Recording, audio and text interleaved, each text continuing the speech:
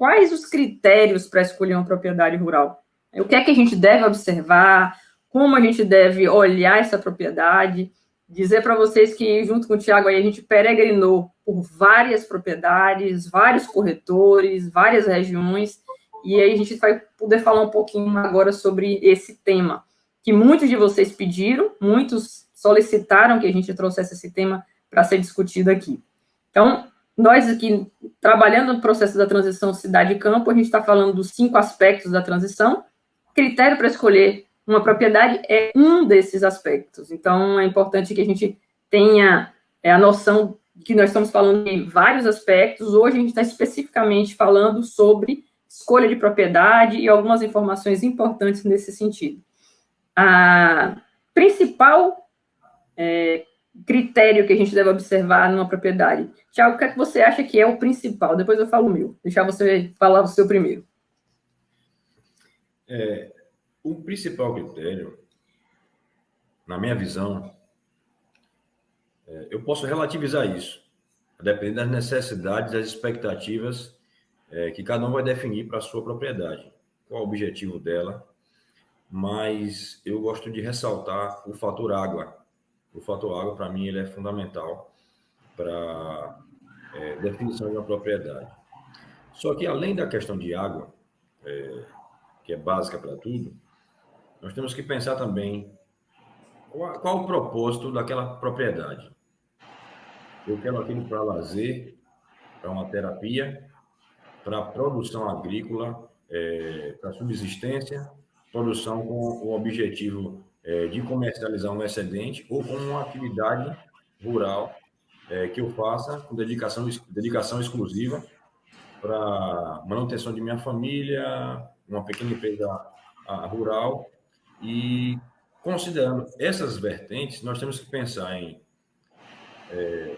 distância de centro urbano, estrada, não é?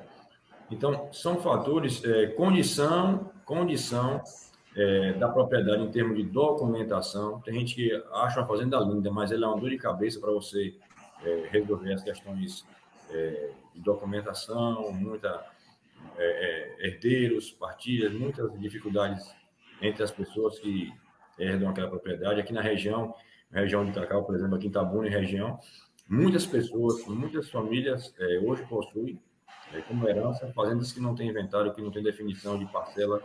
Então, às vezes você se interessa por uma área, você vê características que lhe satisfazem, mas, por outro lado, você tem uma dificuldade muito grande. Aí você tem que assumir ou procurar uma que você esteja menos dor de cabeça nesse aspecto. Ô Tiago, oi. Esse aspecto aí que você colocou, vamos lembrar daquela fazenda que a gente visitou, que a gente se interessou em comprar ela, mas a gente teve que desistir exatamente por conta dos herdeiros.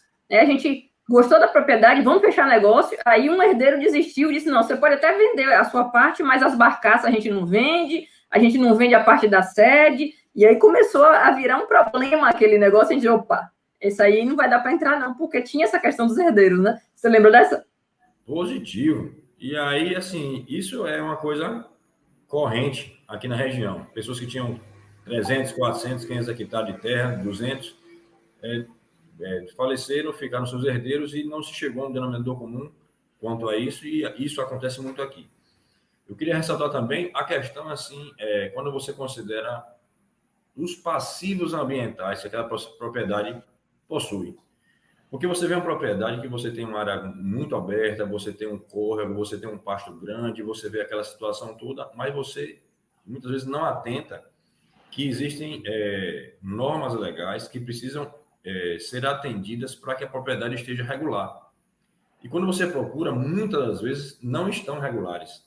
E as fazendas que estão regulares são de pessoas que já adquiriram, que já estão se adequando ambientalmente junto ao Estado, junto à União, com um propósito produtivo, já uma coisa mais organizada, e poucas das vezes estão disponíveis para a venda. As pessoas estão utilizando, estão produzindo como atividade rural.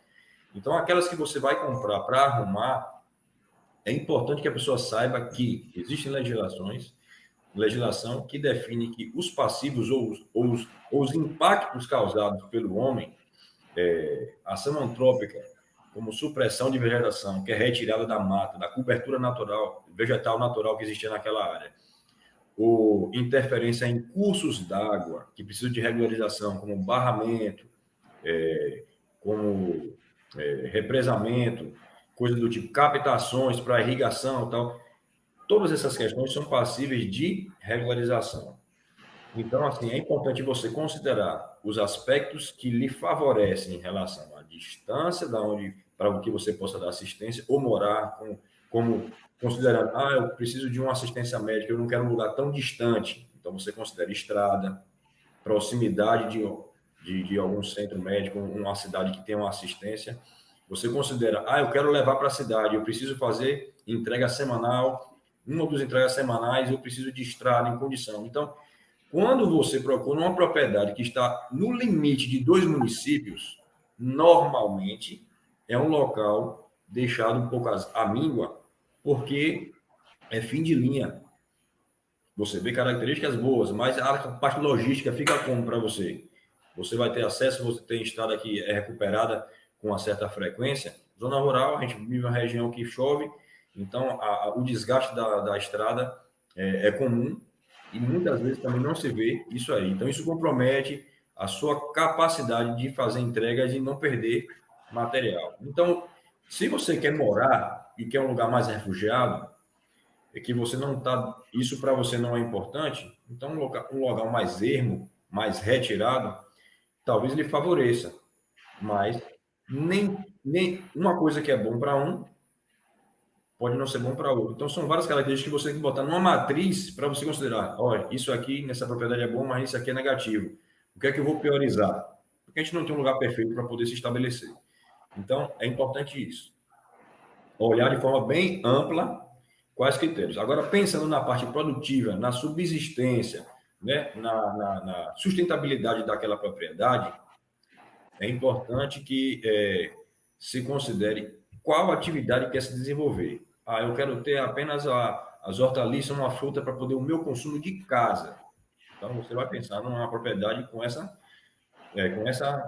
perspectiva. Se você quer uma propriedade que você queira, além de suprir a sua necessidade interna, familiar, você quer agora vender um excedente, você já tem que pensar em como fazer essa logística, ou quem vai vir buscar na sua propriedade, como está, né? Que distância você tem para que a pessoa venha buscar com um valor que seja interessante para ela vir buscar, ou que você entregue, tá? Tem propriedades que você fica a muitos quilômetros de distância daquela rodovia principal que você tem como escoar mercadoria, entendeu? Então, é importante você analisar o que é que você quer fazer, qual é a sua necessidade para que você se estabeleça no campo. Eu quero porque eu quero ter uma vida mais saudável, eu quero me preocupar menos, eu quero cuidar de plantas ali, tal, como o sítio. Tudo bem, ela pode ter uma área grande, pode ter um cacau, você pode ter um meeiro cuidando daquilo e você cuida daquela parte que vai lhe dar prazer, que vai atender a sua necessidade. Ela pode gerar um recurso através do meeiro, de um parceiro. Aqui na região não é comum você colocar parceiro para trabalhar ou arrendar. Lá já no extremo sul, as pessoas fazem arrendamento frequentemente. Ele ganha arrendando ou alugando aquela parte daquela propriedade e por um período de 3, 4, 5 anos, ele faz um rodízio naquilo, a propriedade é utilizada, ela passa a produzir e não fica, às vezes, como nós temos aqui na região, cacau e pastos abandonados, porque pessoas têm uma área grande, não fazem uma adequada gestão e nem usam ela para produzir o necessário para que você tenha recursos, né, daquela propriedade. Às vezes traz recursos de fora para manter aquela propriedade, mas não aproveitando os potenciais que ela tem.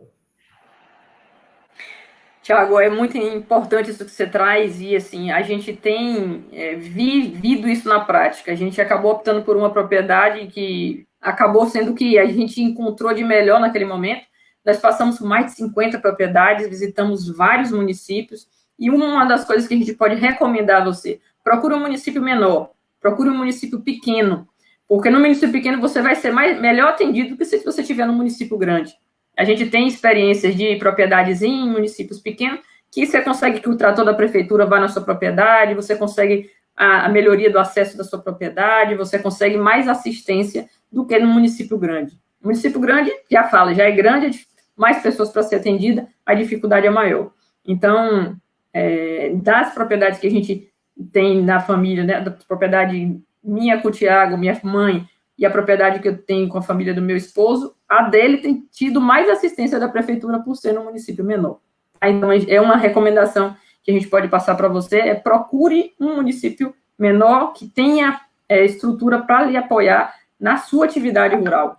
Tem município que não tem estrutura de trator, não tem patrulha mecânica, não tem apoio para a agricultura. Mas tem municípios que têm, né? Então, procurar isso, já que você vai para o rural, é uma coisa interessante. E por mais que você ache no primeiro momento que você não vai precisar de um apoio de trator em algum momento na sua propriedade, pode ter certeza que você vai, né? É importante, em algum momento, você vai precisar de um preparo do solo, você vai precisar de puxar alguma coisa, você vai precisar de melhoria da estrada. Então, isso facilita o trabalho, favorece que você possa avançar e fazer até mais atividades, né? Conseguir ter um trabalho maior.